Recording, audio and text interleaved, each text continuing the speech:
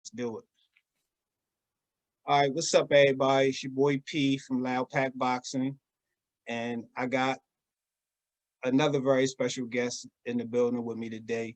If you in the boxing world, I'm sure you know about him. Um, Everybody, welcome Mr. Fred Hawthorne, aka Barbershop Conversations. What's up, man? And I appreciate you, Paris, having me on your platform, man. Oh man, I Thank appreciate. you for thinking of me. Thank you for thinking of Oh, me, for sure. come on, man. Come on. I appreciate you, no doubt. Mhm. But I'm gonna hop right into it, man. Yeah. When and why did you start Barbershop Conversations? First off, it's a dope name, but when and why did you start that?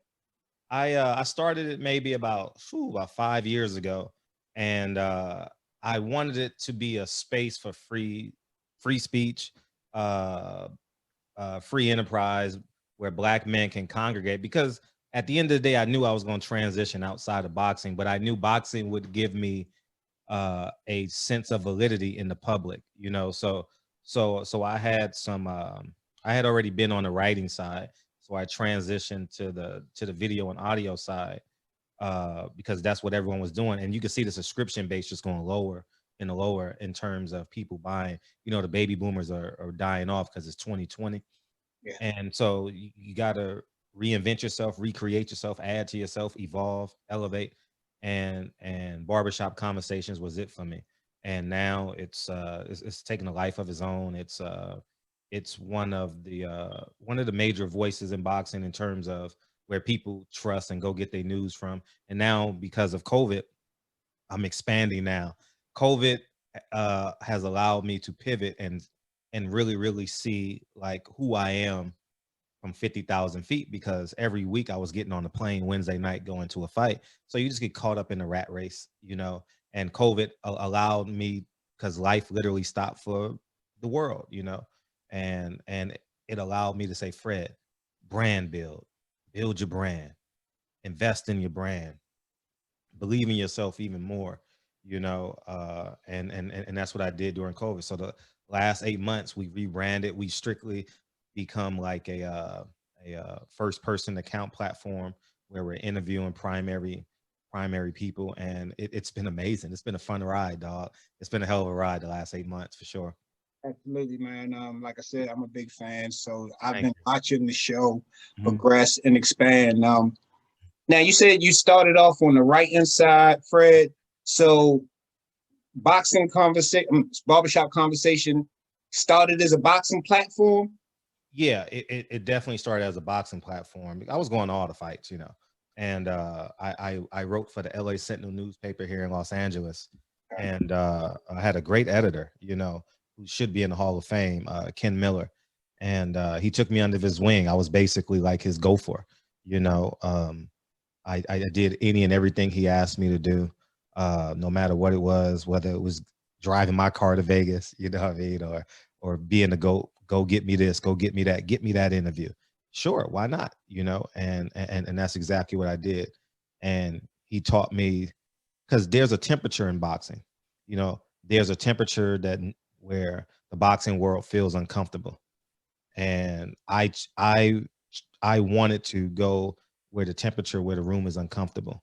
And that's what Barbershop Conversation is just the raw, unfiltered truth, where fans actually have a voice.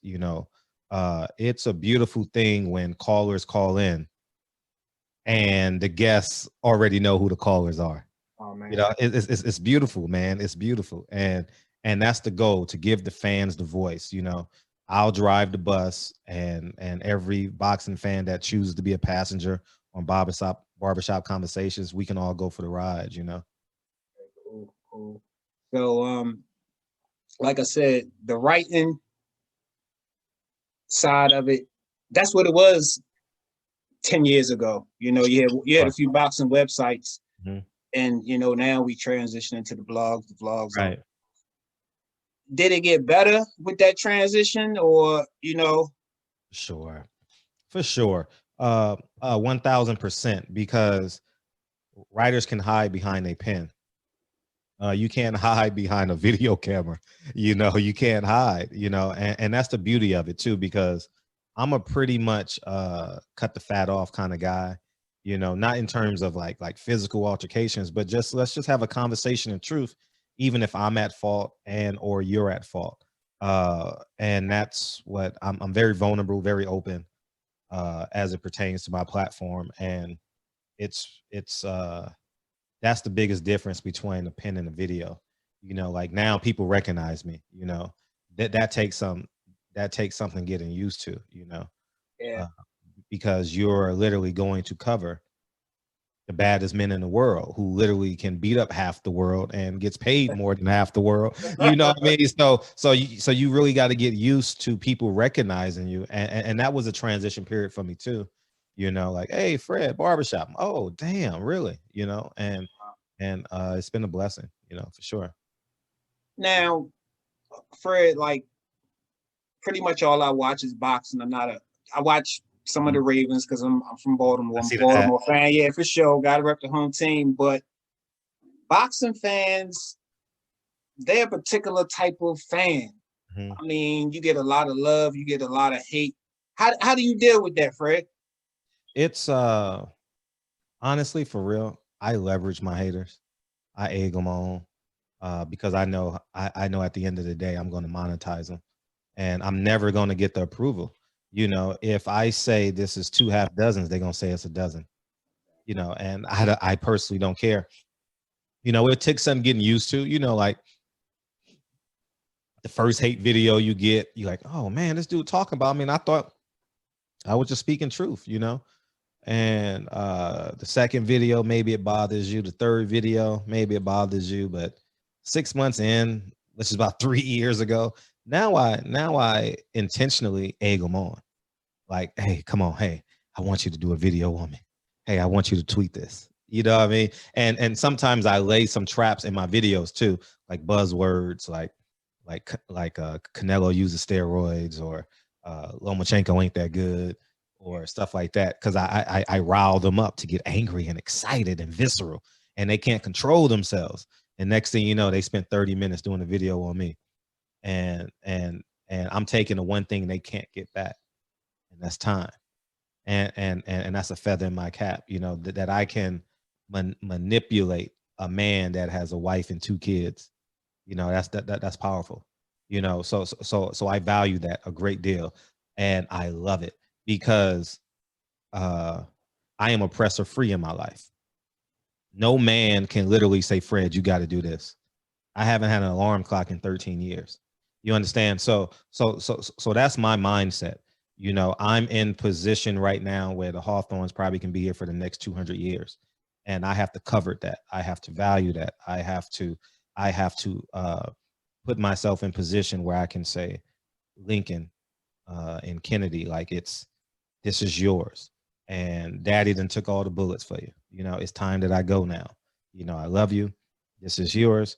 And I need you to double this, you know, and that's a sense of satisfaction, is that no hater can interrupt my financial status.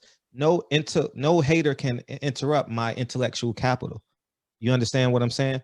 And that's the beauty of it, that I'm unhinged, provocative, and unwavering on what I believe in. You understand? And I get a great sense of satisfaction knowing that not a nigga on this planet can say, Fred, shut up. Not a nigga on this planet can say, Fred, I'm taking your check. Not a nigga on this earth can say, Fred, you can't go on vacation this week. Shit, my whole life's a vacation, nigga. You know, so that's the biggest difference. So at the beginning, it was like a rude awakening. Now in 2021, now, oh shit, bring it. What? We right here. We ain't going anywhere. Shout out Yo, to, for you sure. know. Yo. Uh, uh-huh. The politics in boxing, they always been Mhm. the issue, Fred. But now it's like different politics. You know, back in the day, it was more, it seemed like guys really getting taken advantage of financially. But now it's we can't get the fights that we want to see. Mhm. What's your thoughts on that? And we never will get the fights we want to see until fans take ownership of the $50 that they spent. We'll never get until fans take ownership of the $75 they pay for the pay-per-view, and we'll never get ownership until the fighters come together and realized that in order to become a main event fighter, you were an undercard fighter. And the disrespect that the undercard fighter endures, you have to value that. You have to protect them, because the reason why Bob Arum, Eddie Hearn, Al Heyman, Lou DiBella, and all these guys stay in business for 20, 30, 40 years is because they have a business model that's unfailing. You know, you're going to compromise yourself for a check. You're going to compromise your power for a check. Imagine telling Mike Tyson, if I'm going to give you $20 and I'm going to control you. Huh? That's the most powerful man on the planet. You mean a check can't control you? Oh, it works. So guess what they do in 2000? Hey, Oscar. Hey, Pacquiao. Take this 15 million. Hey, Floyd, take this 15 million. And they sign the dotted line. We're going to give you 3 fights for 45 million. They don't know they're giving up all of them. Oscar didn't know he's giving up all of Mexico, all of California, all of Arizona for $15 million guarantee. At that point, I can go to Mexico and put on my own thing and go to Azteca Arena and put 110,000 people in the seats. I can go to Staples Center and get 20,000 people. That's the power that they don't have. So with my independent voice, and I value the term independent greatly, I can share the truths with them, because I have no desire of working for an Eddie Hearn. I have no desire of working for Al Heyman, Bob Arum. I have no desire. I have no desire of them telling me I got to catch a plane at 8 a.m. I don't desire that. I don't desire of having a logo on my chest. That's not what I value. You know, like if boxing was a sport, I value the last name on the back of my jersey than the logo on my helmet. You know, and that's where I'm at with it. You know, I'm playing this game for keeps. You know, what I'm building is going to turn into something else. It's going to be bigger than YouTube in a few years. You know, it's going to be maybe an advertising agency, maybe a managerial platform, but it's going to evolve into something else. And guess who owns 100% of it? Me. Yeah. But like you said, Fred, you're not just bottled in with the boxing. I mean, you're author, Mm-hmm. you're in the real estate. How do you find the time, man? It's getting more taxing. I'll be honest. It's definitely getting more taxing. And I've never had a physical advantage in my life. I had to read thousands of books and go through thousands of life experience to have an intellectual advantage. And so with that being said, I now have to put all that together and maximize my efficiencies, you know, and decrease my inefficiencies. So it's getting cumbersome. I can't sit here and lie to you and say, oh, life's a breeze, because if I don't hunt, I can't eat. You know what I mean? So I don't have a guarantee on Friday at 3 p.m. You know, I don't have that. So it is becoming cumbersome, and I'm navigating that as I talk to you. Like, I'm navigating 3 hours at night, where I used to spend those 3 hours reading books. You know, I would spend those 3 hours learning stocks, you know, and now I've allocated 5 days a week, 3 hours a night to the live show. So now I have to, and now we got Zoom school now and all this. So everything is really, really intense for me. And I'm learning that now. So hopefully you ask me to come on next time and I'll have a better answer for you then, but I'm navigating that now. You know, some days it's like, whew, you know, like today, the kids are literally right there having lunch, you know, on the iPad. You know what I mean? Like daddy's gonna do an interview real quick, you know, and so and then they go drive with me to the properties, then we go for a walk around the park, then we get in, then we come back and we do homework, and you know what I mean, then we do piano lessons, and then we do dance and all that. So, and then 8 o'clock I shut it down and I do the live show, 9 p.m. So it's I'm learning. I'm literally learning, honestly. Yeah, I mean, you have to learn how to wear a lot of hats and be a multitasker. Your dad, your husband, your brother, your uncle, you know, you play so many roles in life. Yeah. But out of all the things you partake in, Fred, outside of like your family life, what brings you the most pleasure? I mean, you got the boxing, you got real estate, you got the author, you know, what brings you the most pleasure? Knowing, honestly, knowing that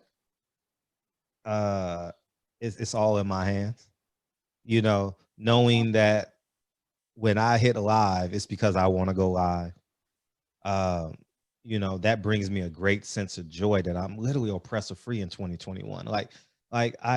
This is the first year of my life where I can honestly say I really have no oppressors outside of Uncle Sam. There's no one that can move me. I got to send him a check every 3 months, and that's it. You know, that's I find great power and great satisfaction in that. You know, you're talking to to a to a to a food stamp kid. You're talking to a first and 15th kid. You're talking to a kid whose mom was strung out on drugs. You're talking to a kid who didn't have a father. You're talking to a kid that believed in a man he's never met, Malcolm X. You know, so you're talking to a man who's questioned God every year of his life. You know, so it's uh, it's uh, it's satisfying to know that I can sit here and I can have an interview at 1 o'clock. Oh, that's so satisfying to me. You know, it's satisfying that you can hit me, I can respond, and I don't have to cross check with nothing or no one. You understand what I'm saying? That gives me a sense of satisfaction that I own me. That's the most beautiful thing ever. And I'm instilling that in my son and in my daughter. Like it's so fun that it's okay to say no. Like it's okay to say yes. It's okay. It's beautiful to be yourself. It's no traffic. It's no traffic on the freeway that you build, you know, and it's that's the joy I get, you know. So it's everything I create. It's not one over the other. I do enjoy the community that we're building every night. You know, I definitely enjoy that, you know, and it's fun though. The journey is not for the faint of heart, you know. Yeah. Mhm. So the Barbershop Conversations, Yes. how has it changed in the 5 years since you started it outside of the fan base? It's changed in terms of the power. Mm. I don't care what nobody say. The voice is big. I don't care what nobody say. People, there's fighters, there's managers, there's promoters that value my word.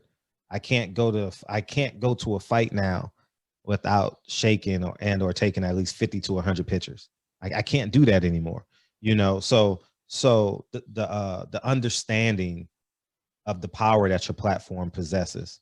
You know, I don't necessarily do I don't waste videos. I attempt not to waste words.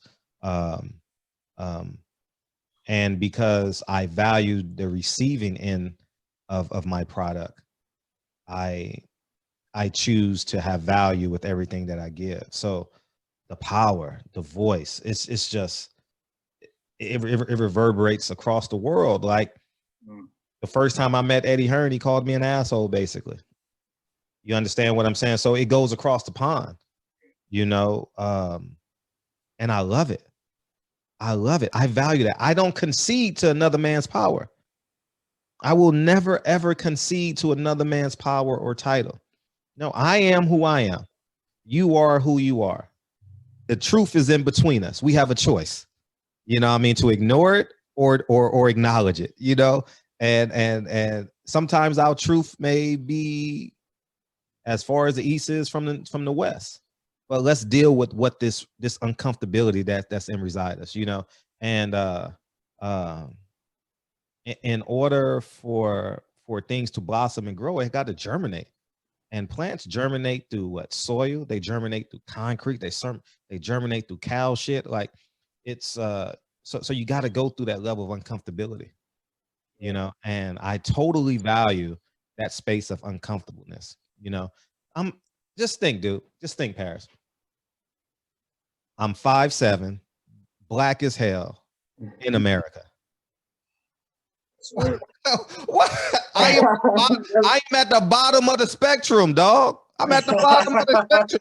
What can you say to me that can offend? My cousins already called me everything you're thinking. Everything. Big lip, Facts. big nose, you're bald, you're ugly. Like, Facts. what else can you say to me That's gonna offend me.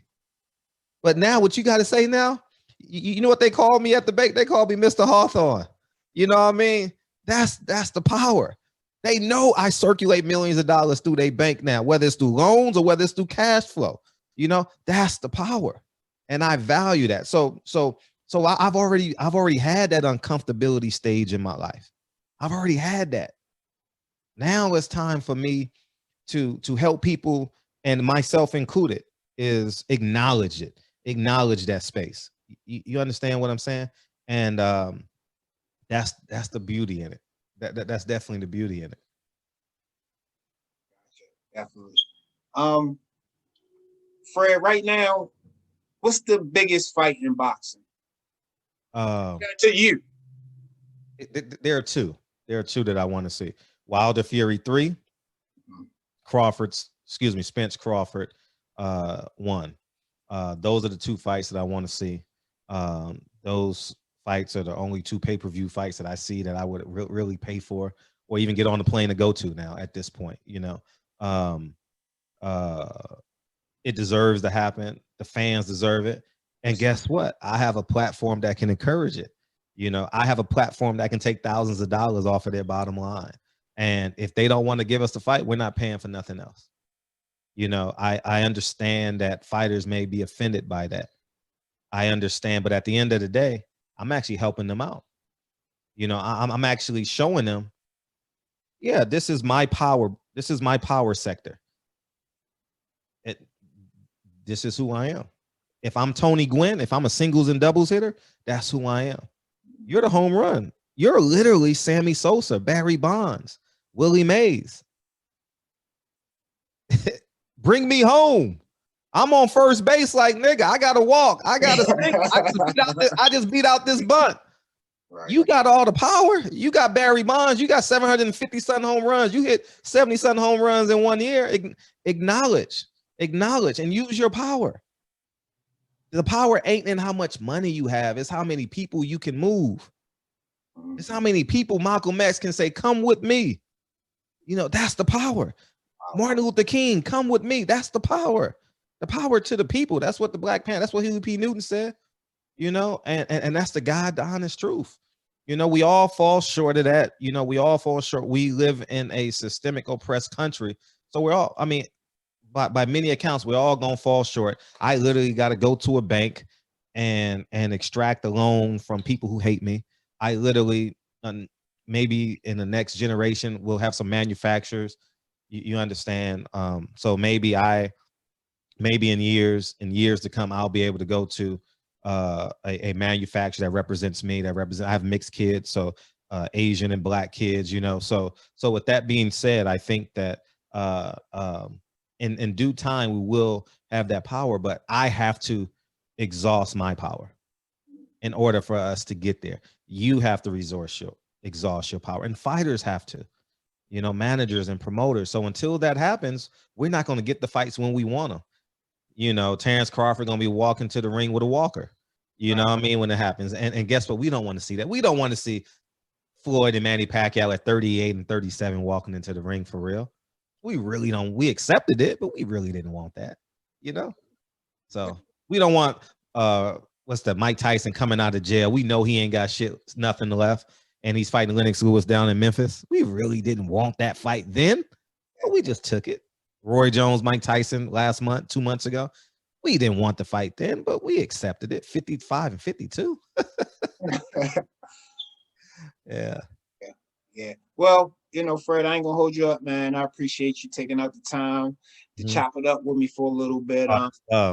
Before we go, let the people know where they can catch you at. Thank you, P. Barbershop Conversation on YouTube, and Instagram, Silent Heroes, SILENTHEROS, and send me a copy and I'll repost it. Okay, for sure. And I genuinely appreciate you having me on. Thank you, man. I'm glad we got it done. Yeah, man, me too, man. It's like off my back now. I feel good. So I appreciate you, man. I really do, and hopefully I can get you back on and we can anytime. No, for sure. Never ever hesitate. Never ever hesitate, man. You know what I mean? I literally own my day. So, you know what I mean? If literally anytime, for real. No doubt. I appreciate that, my brother. You take All it the easy. time, Take a dog. good one, man. That's love, dog. Peace.